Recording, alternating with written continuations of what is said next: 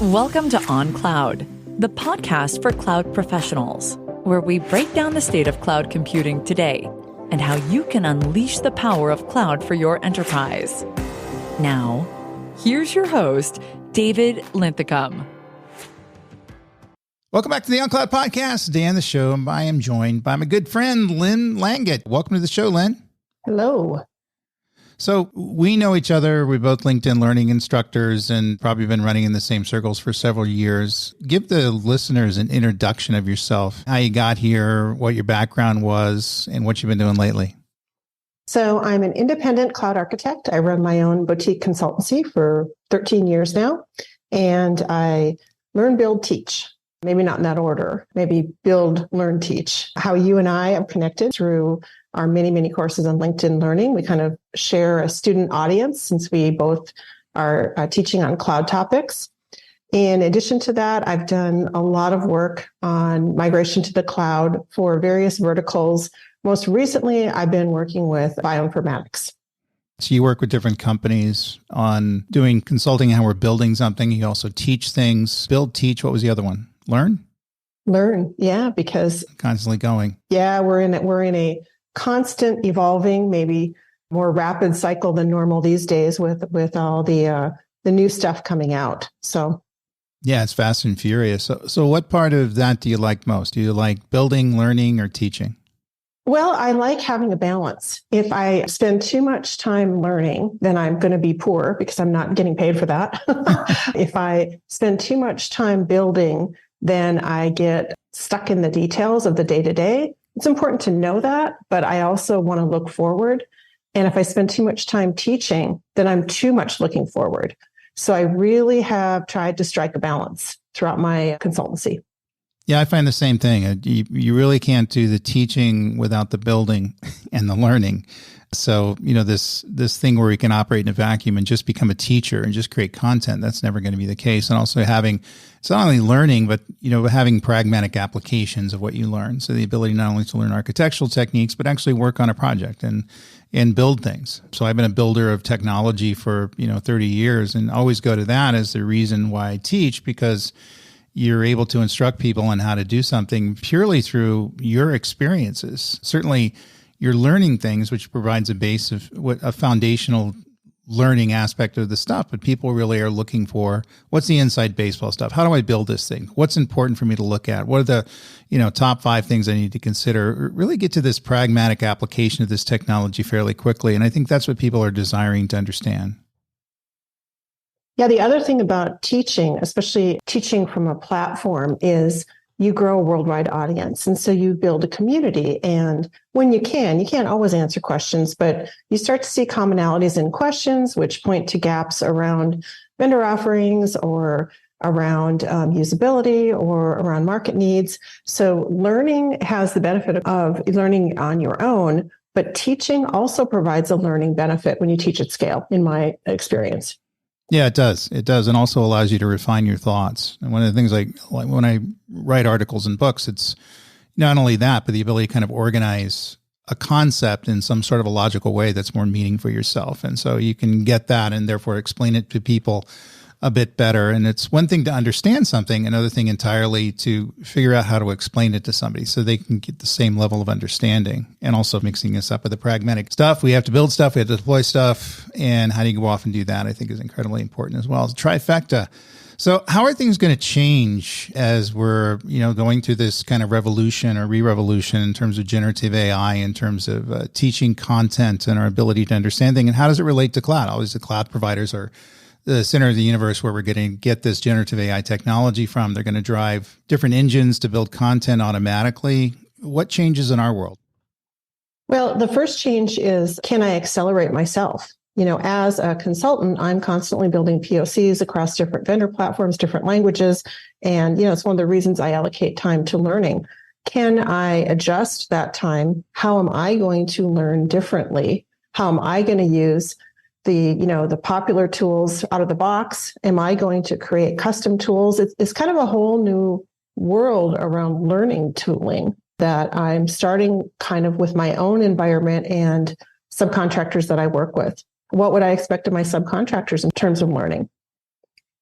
Yeah. And also, where are we doing the redundant work? In other words, where are we working where we can do things and have it automated through this technology where it's not currently automated? I've taken, AI generated courses before and, with simulated voice response, and it's not that bad. So you get very close to understanding and defining how to build these courses. And of course, they're dealing now with a certain amount of information, but eventually the amount of data that they're going to be able to accumulate, the models are going to be able to train, they're going to be at a point where we're typically going to need to reference those things more often than referencing our own brain. Am I being overly skeptical?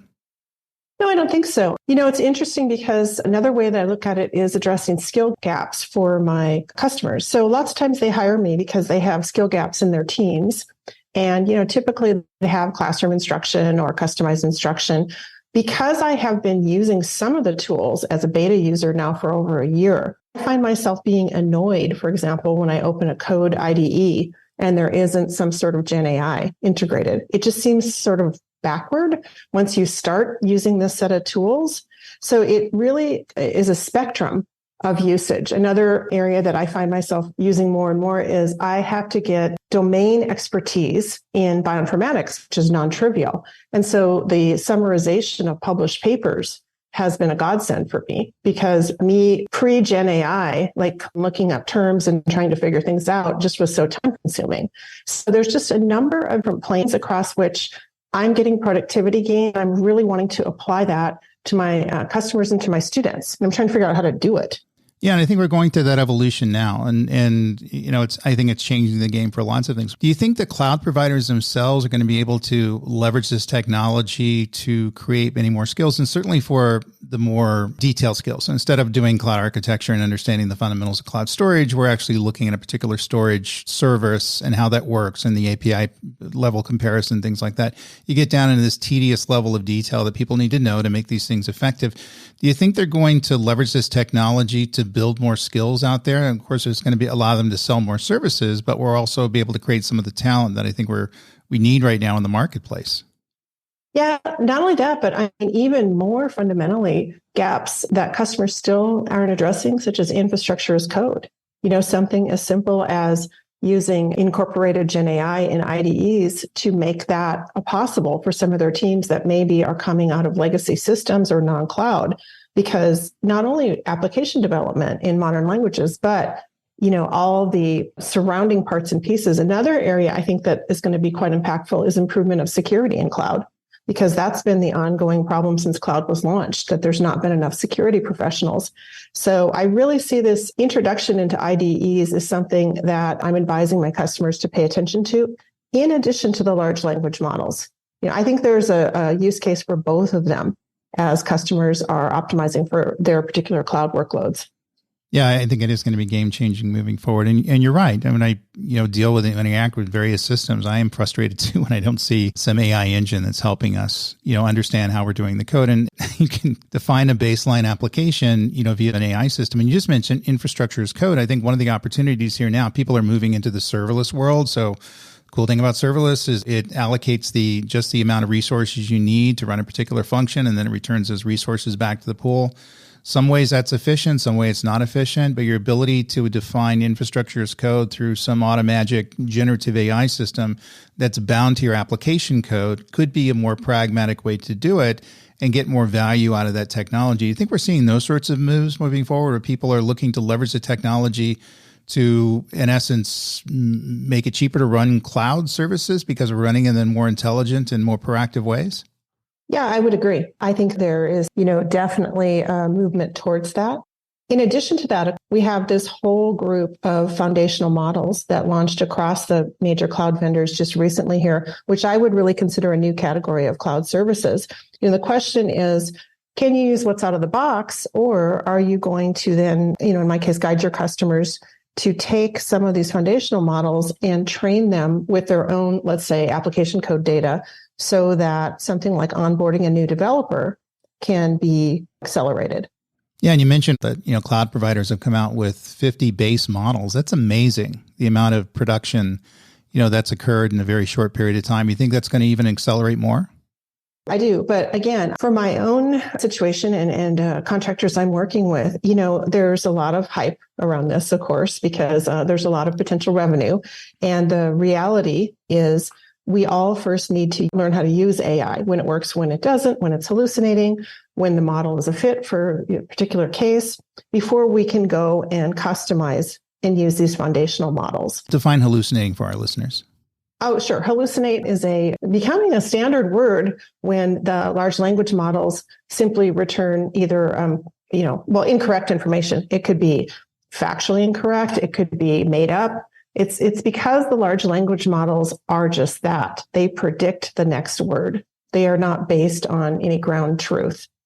Yeah, it is funny. You're getting erroneous information back, because again, it's garbage in, garbage out. These things are I always put it, when I explain generative AI, it's reflective of us. In other words, we're putting out the information. It's returning the same information to us in different organizations in different ways in which we want to consume it.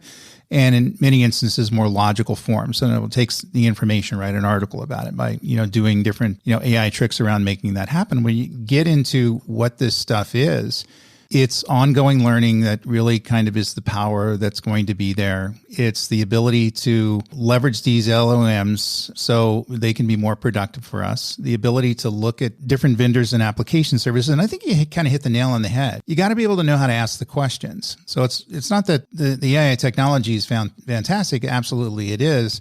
But we don't know as humans how to use it yet. So I don't think we're getting to the potential of what this technology can do, and we're probably missing some of the deficits that are already there. So what's your advice to someone who's looking to get into this world? Well, I have a little bit of an unfair advantage because I'm actually trained as a linguist and I speak a number of human languages. And I feel like my time has finally come in the world of cloud application development because I really see English, and these LLMs are coming out first with English and then adding other languages, but English rather than some other types of languages being now the ubiquitous cloud language as these tools mature, which is really a game changer. But English with an asterisk, English based on how the model was trained and how the model is designed to work. So it's sort of like learning dialects, and I can make the example across the United States. Probably many of the listeners can relate to this. English that's spoken in the southern part of the United States is very different than English that is spoken in the northern part of the United States. And it's the same with LLMs because they're language-based. So do you think this is going to be about a base level of understanding what a language is, such as English, that it sits in the cloud, and our ability to have derivative models of different dialects off of it? And I think some of that stuff is kind of operating there, but even that to take it to the next level and get into the biases and behaviors of the particular demographics that it's communicating with the language and different ways to motivate people. What I'm getting into is applications for this stuff could be the ability to understand, we have this in recommendation engines for a long period of time, who you're dealing with and your ability to communicate with this in more customized ways. They can have better learning experiences, or for businesses, better sales experience. They can create increase the revenue by being more innovative with how we're communicating with the outside world by using these base models and then building these different derivatives on top of it, and have this kind of automated proactive learning in between these various systems where we can improve incrementally as we move forward. Yeah. As an instructor, I'm trying to figure out how I can guide my students to use these tools and how I can incorporate that in my courses, which is, I certainly haven't solved for it, but it's a question on my mind. So which of the LLMs are going to be most seamless to use? Which are going to have more friction? Some experiments that I have done are based on which cloud vendor the LLM comes from, what is the quality of programming language support, because certain cloud vendors have certain biases towards different programming languages. And I have found that the tendency to hallucinate in the less used programming languages in the particular LLM is something to be aware of and useful. In other words, they're becoming unproductive out of trying to be more productive because we're getting bad responses back. In the certain languages. So LLM A from vendor A is great at language A, but not language B. LLM B from vendor B is great at language B, but not language A.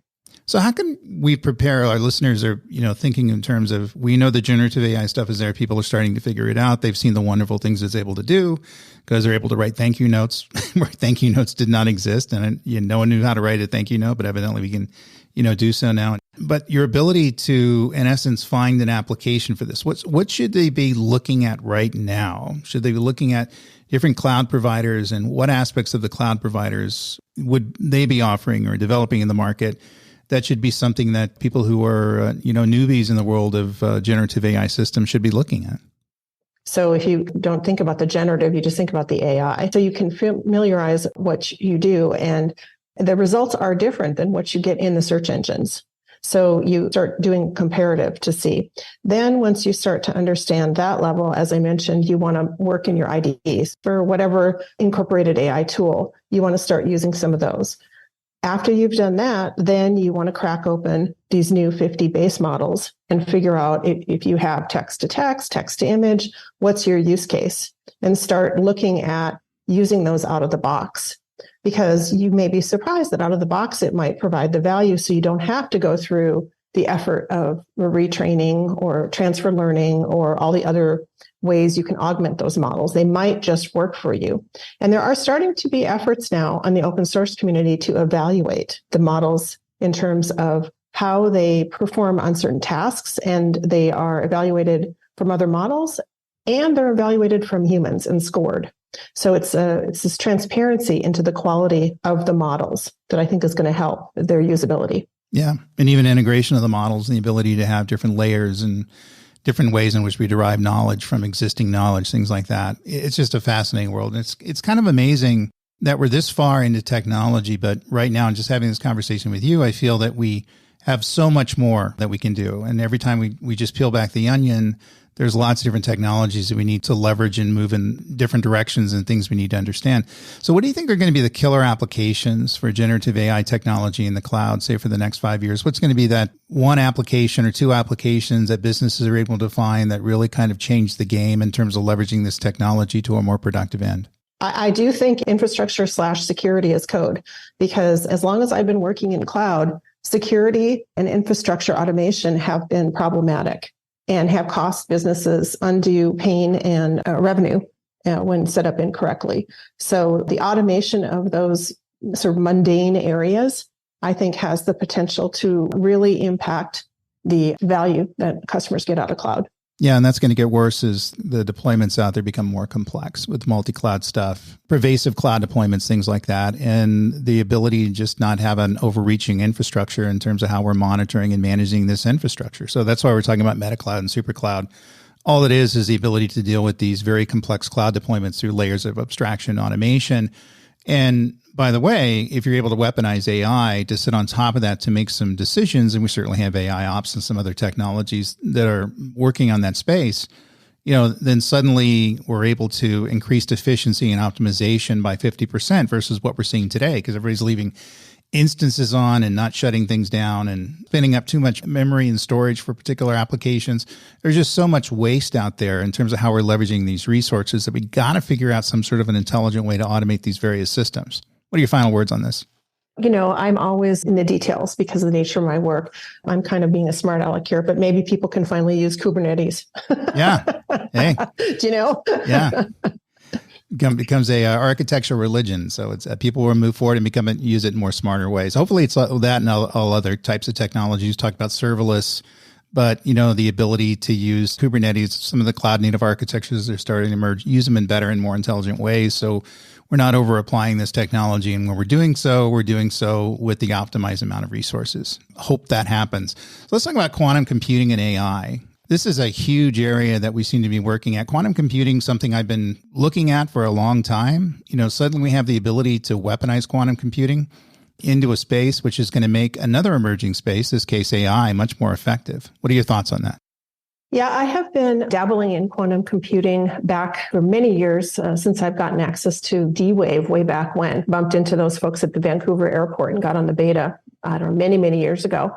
And, it's a non-trivial nut to crack for somebody who doesn't have the educational background. But the first point I'll make is if a relatively normal architect developer can make progress, then the rest of the world can too.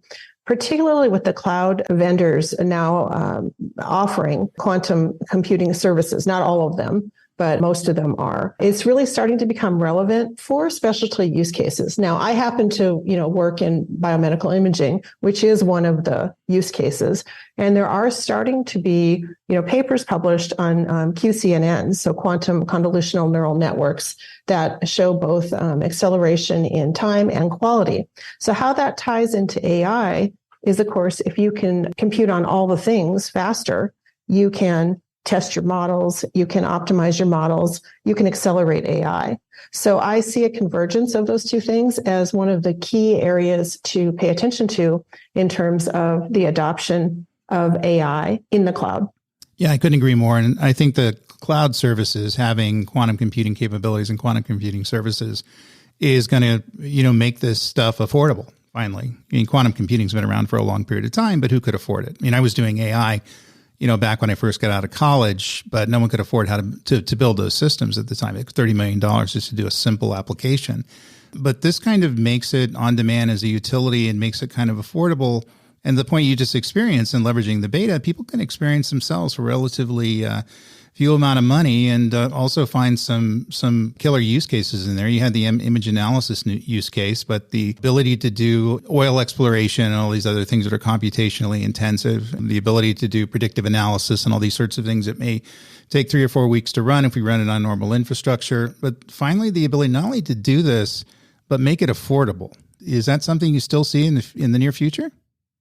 Well, the price of the specialty hardware needs to come down, but looking at the need to train Gen AI has done to the GPU war, I think customers are going to benefit. Now, of course, there's additional types of specialty hardware. If you talk about quantum, of course, it's QPUs.